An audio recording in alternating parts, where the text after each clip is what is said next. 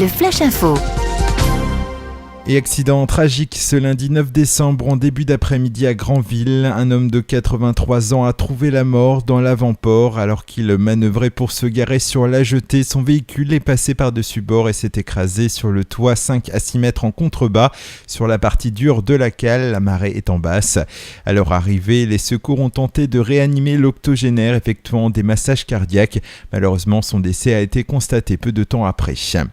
À Cherbourg, nouveau retard pour la passerelle du bassin du commerce. L'appel d'offres s'étant révélé infructueux. Rappelons qu'il s'agit d'une passerelle de 130 mètres de long avec une structure mobile de 24 mètres qui se rétractera pour laisser les bateaux passer. Du côté de la municipalité, on ne parle plus d'une mise en service à la fin de l'été prochain, mais sans doute vers la fin 2014. Justice, c'est une affaire particulière qui est jugée ce mardi 10 décembre par le tribunal correctionnel de Cherbourg.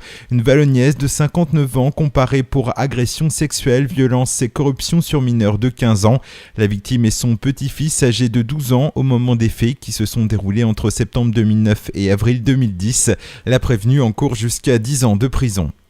L'intersyndicale du Conseil général de la Manche appelle les 2100 agents de la collectivité territoriale à se mettre en grève vendredi prochain et à se rassembler dans la cour de la maison du département à 9h30. Les syndicats protestent contre l'augmentation, l'annualisation et la flexibilité du temps de travail et l'augmentation des charges de travail.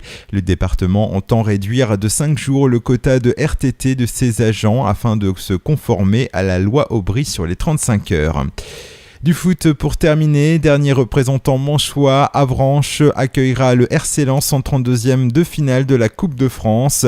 La rencontre se déroulera le samedi 4 janvier, probablement au stade René Fenouillère. Un tirage prestigieux et une belle récompense pour les joueurs, a réagi Richard Désiré, l'entraîneur de l'USA. Concernant le stade Malherbe de Caen, il se déplacera à Pontarlier, club de CFA2.